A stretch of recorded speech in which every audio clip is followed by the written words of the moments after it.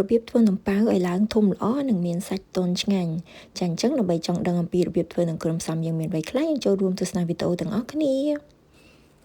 ចាជាដំបូងឡើយសម្រាប់គ្រឿងផ្សំវិញគឺយើងមានម្សៅមីដែលគេនិយមហៅថា all purpose flour នឹងចំនួន3ខាំ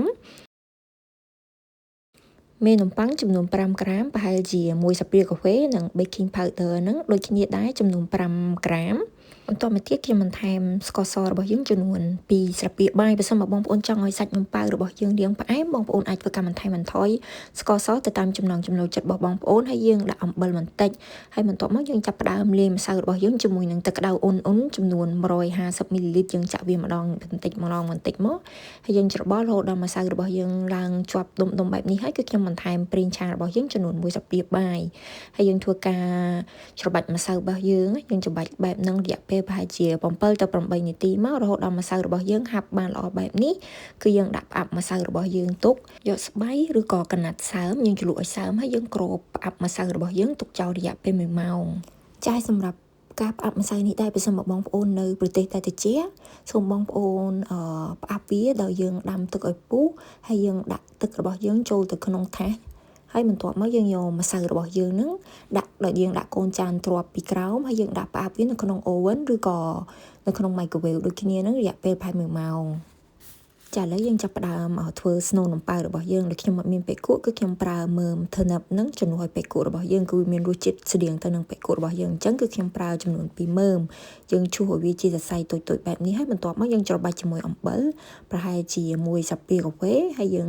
ច្របាច់ឲ្យវាទន់ហើយយើងទុកវាចោល10នាទីសិនជាបន្ទាប់មកទៀតខ្ញុំមានត្រចៀកកដោនេះដែរយើងហាន់វាឲ្យតូចមកហើយបន្ទាប់មកខ្ញុំមានស្លឹកខ្ទឹមរបស់យើងនឹងចំនួន4ដើមយើងហាន់វាឲ្យតូចល្អិតមកហើយបន្ទាប់មកទៀតគឺខ្ញុំមានផ្សិតស៊ីតាកេឬក៏យើងហៅថាផ្សិតក្រៀមនឹងចំនួន2យើងហាន់វាឲ្យតូចល្អិតដូចគ្នាដែរចាឥឡូវជាបន្ទាប់មកទៀតយើងចាប់ផ្ដើមយកមើម turnip ដែលយើងបានឈូសមិញហ្នឹងយើងច្របាច់ទឹកវាចោលហើយបន្ទាប់មកយើងយកបន្លែនិងគ្រឿងផ្សំដែលយើងបានហាន់រួចអំបញ្ញមិញយើងចាក់ចូលគ្នាទាំងអស់មកហើយបន្ទាប់មកទៀតគឺខ្ញុំបន្ថែមសាច់ជ្រូកចិញ្ច្រាំយើងមានលាយខ្លាញ់តិចហ្នឹងចំនួន1ខាំកន្លះស្ករអំពៅចំនួន1ស្លាបព្រាបាយប៉ុន្តែនៅក្នុងវីដេអូនេះគឺខ្ញុំដាក់តែ1ស្លាបព្រាកាហ្វេហើយនៅពេលក្រោយគឺខ្ញុំបន្ថែមបន្តិចទៀតហើយបន្ទាប់មកយើងដាក់ម្សៅស៊ុបចំនួន1ស្លាបព្រាបាយប្រេងខ្យង1ស្លាបព្រាបាយនិង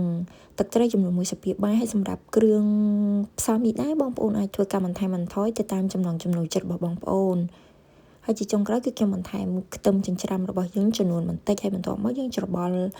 គ្រឿងស្នូលរបស់យើងនឹងឲ្យវាបានចូលជាតិសព្វគ្នាល្អមកហើយយើងផ្អាប់វាទុករយៈពេល10នាទីចាស់ជាបន្តមកទៀតគឺខ្ញុំមានពងមាន់ស្ងោររបស់យើងចំនួន2ហើយយើងកាត់វាជាទំហំតូចមកហើយបើសិនមកបងប្អូនអត់ប្រើពងមាន់ទេបងប្អូនអាចប្រើពងក្រួយក៏បានដែរទៅតាមចំណង់ចំណូលចិត្តចាឥឡូវមកមើលម្សៅរបស់យើងវិញបន្ទាប់ពីយើងផ្អាប់រយៈពេល1ម៉ោងហើយឃើញថាម្សៅរបស់យើងឡើងបានល្អមែនតើអញ្ចឹងយើងចាប់ផ្ដើមកាត់នំប៉័ងរបស់យើងជាដុំតូចបន្ថែមទៀតដែលយើងរោយម្សៅបែបនេះហើយយើងរុញវាបន្តិចមកហើយយើងទាញវាជារាងវែងបែបនេះហើយបន្ទាប់មកយើងកាត់វាជាទំហំតូចហើយសម្រាប់នំប៉័ងដែលខ្ញុំធ្វើក្នុងថ្ងៃនេះហ្នឹងម្សៅដែលយើងធ្វើហ្នឹងគឺយើងធ្វើបាននំប៉័ងចំនួន8ជាបន្ទាប់មកទៀតយើងយកឈើដែលមានរាងមូលបែបនេះយើងសង្កត់ម្សៅរបស់យើងឲ្យមានរាងសំប៉ែតមូលចាឥឡូវយើងចាប់ផ្ដើមខ្ចប់នំប៉័ងរបស់យើងសម្រាប់ស្នូលនេះដែរបងប្អូនអាចដាក់តិចឬក៏ច្រើនទៅតាមចំណង់ចំណូលចិត្តរបស់បងប្អូនសម្រាប់ស្នូលរបស់ខ្ញុំវិញគឺខ្ញុំដាក់វា1ស្លាបព្រាបាយកន្លះហើយបន្ទាប់មកយើងបន្ថែមពងមាន់ដែលយើងបានកាត់រួចអំបញ្ញមិញហើយយើងបត់នំប៉័ងរបស់យើងចុះឡើងបែបនេះមកចាអញ្ចឹងយើងធ្វើការខ្ចប់បែបហ្នឹងរហូតដល់យើងអស់ស្នូលនិងម្សៅនំប៉័ងរបស់យើងជាបន្តមកទៀតយើងចាប់ផ្ដើមតម្រៀបនំប៉័ងរបស់យើងចូលទៅក្នុងឆ្នាំងចំហុយដោយខ្ញុំប្រើกระดาษ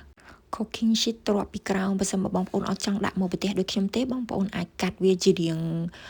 ការ៉េទំហំប៉ុននំប៉័ងរបស់យើងមួយក៏បានដែរនៅពេលដែលយើងតម្រៀបវាចូលទៅក្នុងឆ្នាំងចំហុយហើយគឺយើងគ្របគម្របឲ្យជិតហើយយើងដាក់ផ្អាប់20នាទីបន្ថែមទៀតចាំបន្ទាប់ពីយើងផ្អាប់នំប៉័ងរបស់យើង20នាទីរួចរាល់ហើយជាបន្តមកទៀតយើងដាក់ដាំទឹកឲ្យពុះនៅពេលដែលទឹករបស់យើងបានពុះហើយគឺយើងដាក់នំប៉័ងយើងចំហុយដោយយើងប្រើភ្លើងមធ្យម